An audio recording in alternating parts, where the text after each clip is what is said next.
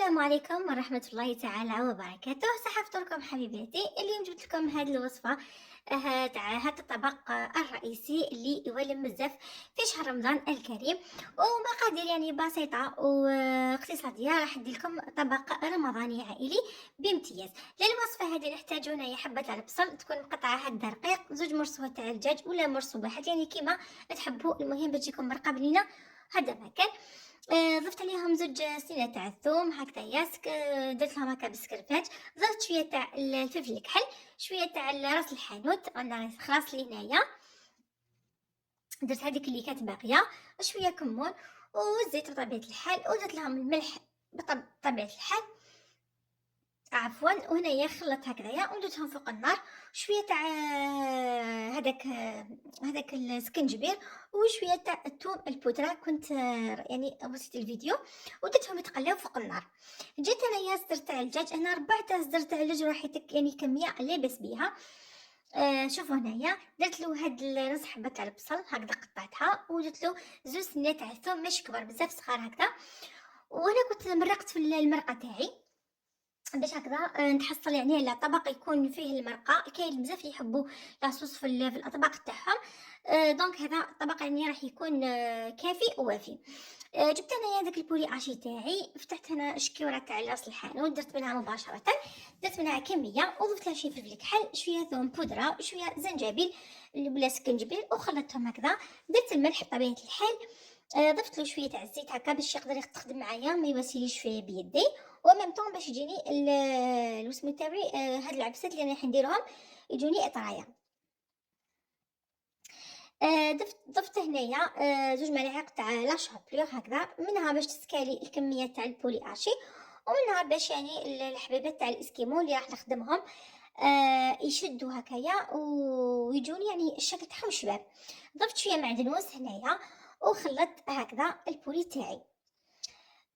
هنا كنت ضفت الملح هذا وين، يعني خفت ننساه لانه يعني في رمضان كما تعرفون ننساو بزاف صوالح، سورتو يعني انا ملي بدا رمضان وانا بزاف ننسى بزاف صوالح هكا، حتى نعاود نولي باش نتفكر بلي ما درتهمش. شوفوا هنايا جبت هذوك المطارق تاع لي زيسكيمو، هادو انا كنت استحفظت بهم من الصيف اللي فات. كينشرو هكا لي زيسكيمو، يعني كنت نغسلهم ونخبيهم. شوفوا هنا تالمو كيما ذكرت اني راني ننسى بزاف، نسيت باش ندير الفرماج في في الحبه تاعي ورحت نشكل. من بعد فقت بلي ما درتش، لكن خليتها الحبه هكذاك يعني. عاود حطيتها هذه، لا عفوا هذه حطيتها، كنت درت يعني عبسه واحده اخرى فانا غلطت فيها. المهم رحت جبت الفرماج وجبت شويه تاع لا شابلور وبديت نشكل هكذايا. تشكلوهم بصبيحتيكم عادي، يعني ما يحتاجوش هذاك المول. اذا عندكم المول تقدروا ديروا فيه، ولا ما عندكمش شكلوا بيديكم عادي. برك شويه حاولوا انكم تعطوهم لا فورم هذه تاع حبه الاسكيمو هكذايا، ولا تحبوا ديرهم صبيعات يعني، ولا ديرهم اي شكل راح يخرجوا شابين معاكم. لكن يعني هذا الطبق بهذه الطريقه تاع الاسكيمو راح يجيكم طبق راقي وشكله الشباب.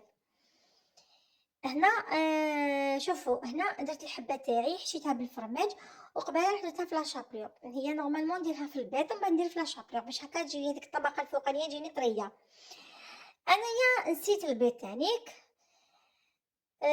دونك خليتها هكذاك، وبديت يعني قلعت في الاخرين درت لهم البيض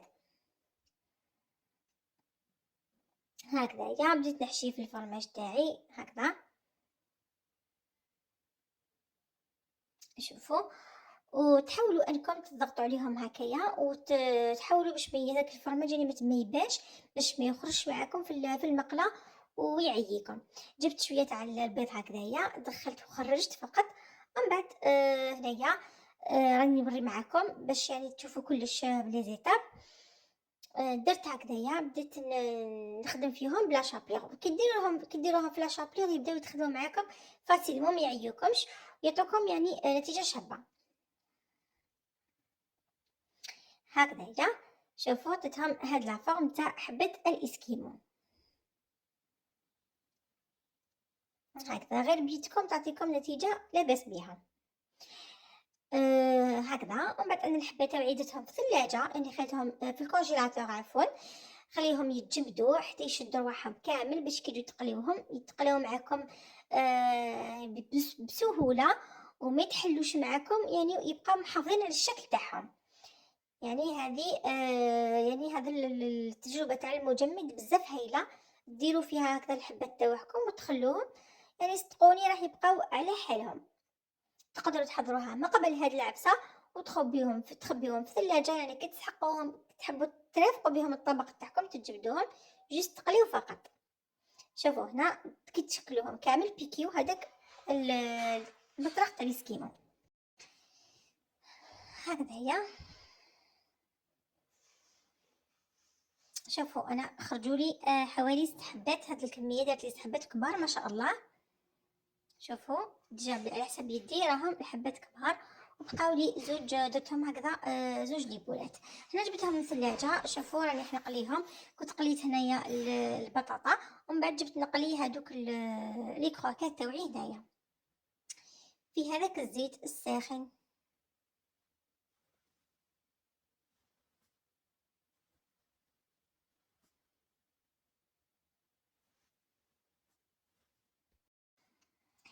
ما تخلطوهمش بكش غير فاعني هكذا، خلوهم هكا جوست زغدوهم غير شويه بالمقله هكا، ونقصوا النار وخلوهم يطيبوا على نار هاديه باش يدخلهم الطياب كامل من الداخل.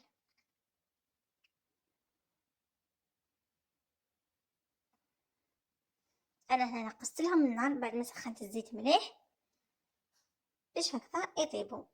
وهذه هي النتيجه. هذا هو الطبق تاعنا. شوفوا هنايا حطيت هذاك الجواز تاعي، كنت درتو طاجين الزيتون، يعني ضفت شويه زروديه وشويه زيتون وخليتهم عقدوا هكذايا.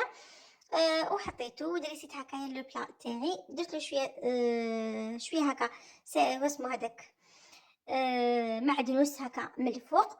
وهذه هي الوصفه تاعنا لنهار اليوم. إلى ذلك الحين نقول لكم دمتم في رعاية الله وحفظه، وإلى اللقاء إلى وصفة أخرى. إلى اللقاء.